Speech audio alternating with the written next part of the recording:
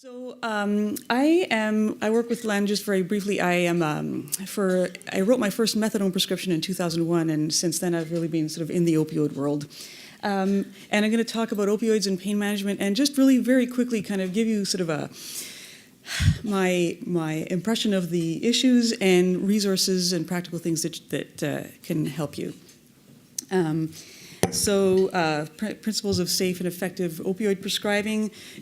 We all have inherited opioid patients, and I'd like to make sure that you have tools and have confidence to manage that patient, and tell you about the resources. Disclosures. I do have some industry disclosures with Purdue Pharma and Indivior. In terms of non-industry, I am a committee member of the College of Physicians and Surgeons of Ontario, an employee of the Ottawa Hospital, and I'm a mentor for the Ontario College of Family Physicians Collaborative Mentoring Networks. All right. So, and I think the links, why am I here, right? I mean, what do opioids have to do with everything? Well, my suggestion to you is that opioid prescribing is going to be the same whether someone is living with HIV or not. Opioids are sort of dear to us because of a couple things. Injection drug use, of course, is a route of acquisition of HIV, and also HIV causes painful symptoms, which have often been treated with opioids, even in the case of someone who has a past history of opioid use disorder. So, opioids have long been and will continue to be part of our world. So what are opioids? Are they good or are they bad? Are they safe and effective medications for chronic pain, or are they dangerous medications that are killing people? And I will posit that they are both of these things. The pendulum has sort of swung back and forth, and yeah, bonne chance. I'm going to walk you through that roadmap today. So Health Quality Ontario has some great data. In terms of, lots of us are getting opioids. 2 million people in Ontario received an opioid prescription in 2015-16. So that's 1 in 7 people. So in this room, right, that's kind of what, I don't know, like how many people in this room? 150, so that's, whatever, that's a lot.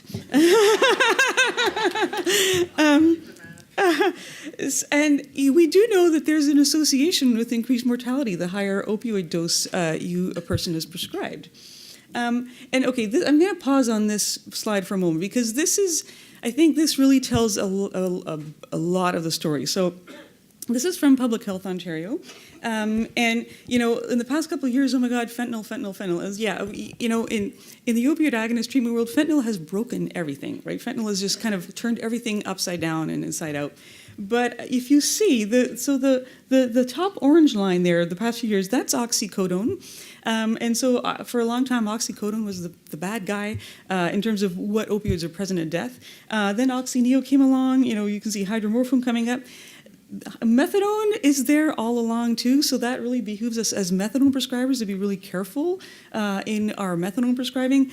And in the last few years, of course, that blue line fentanyl has really shot right up in terms of opioids present in death. But I want to emphasize that there is a steady drumbeat of non-fentanyl related opioid deaths all along, and we have to be mindful of that. Right, so big news, a year and a half ago, the Canadian opioid guideline came out.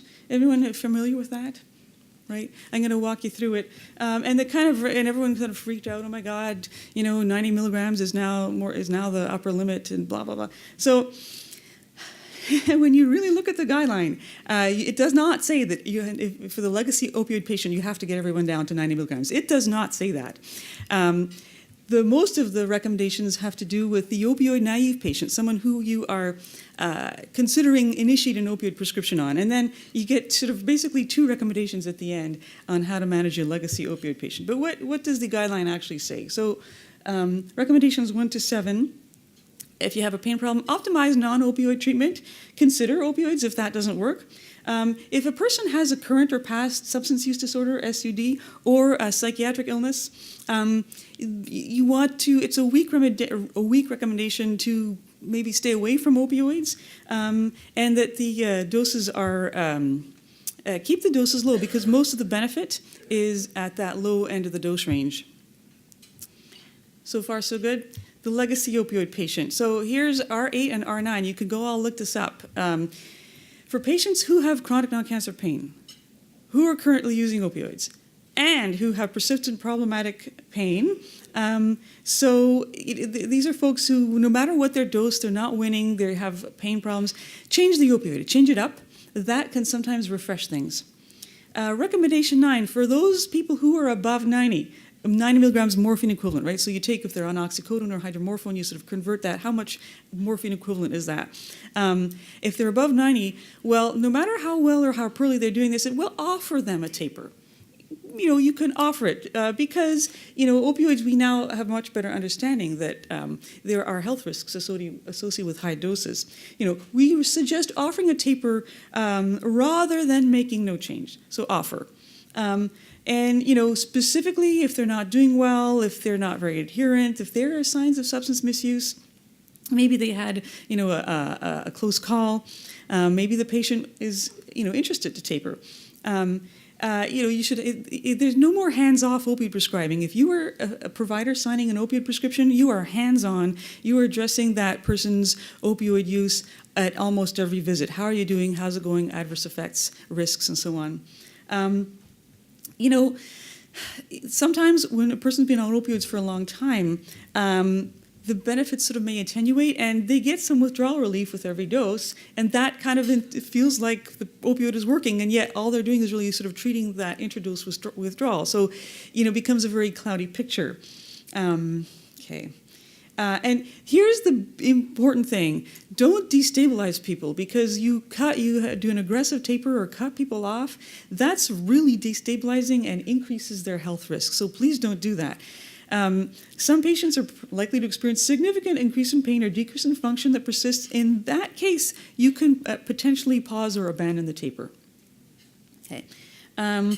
So folks with chronic pain and opioid use disorder, this is a complex relationship. Pain and addiction are sort of along the same scale, and sometimes just people don't. Where's the money-back guarantee that opioids always work for chronic non-cancer pain? No, they don't always work, actually, unfortunately. I wish they did. We all kind of have a sense of folks who kind of take up our real estate in our minds about opioid prescribing. Opioid use disorder, we have some great guidelines. We have two guidelines, CRISM, the national guideline, and BC. Learn how to use buprenorphine. It's a great tool. I mean, that's my total intellectual bias. I really like this molecule. It's once a day. It's good for pain. It's a partial agonist. There's some evidence that it's protective against overdose. I'm going to breeze through these. Naloxone is there. Everyone gets messed up about the naloxone. That's a deterrent to injection or nasal use of the tablet. When it's taken as intended, naloxone does not get absorbed. It doesn't do anything. Oh my God, but buprenorphine is scary. If you're a provider, it's funny how many people say, I don't feel comfortable prescribing buprenorphine, and yet they feel comfortable prescribing buckets of hydromorphone, right? So, if you're prescribing opioids, put buprenorphine in your toolbox, please. CPSO says if you're a doctor, you should know what you're doing.